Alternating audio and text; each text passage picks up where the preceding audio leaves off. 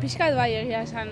Oso pozik, laugarren batekin hasteagatikola, baino justo eskimortan faiatzean puntu fuertea izan da pixkat penakin, baina bueno, hasiera ezin hobea, así que a ver, hola aguantatzen dugun, a ver.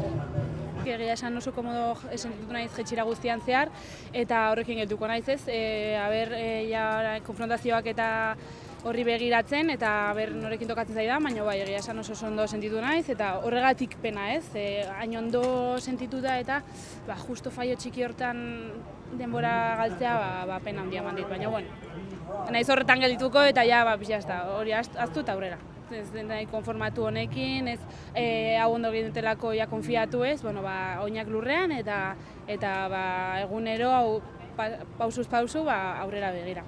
Hotelean ordu asko sartzen ditugu, aire egokituarekin dagoen toki guztietan egoten gera, eta kanalean aire librean ordu ahalik eta gutxien pasatzen, eta baita beroketetan eta gero kanpoan egoten ganean batoia hotzak jarri, izotza ura edan, eta hortan ari geha, saiatzen, baina hala ere asko kostatzen ari da, bera handia pasa dugu, eta nik ere ematen du aste honetan bera handiagoa egingo duela, así que bueno, a ver nola juten dan, a ver aguantatzen dugun.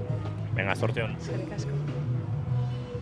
Okay, for the first split, this is looking like it's going to be a good run.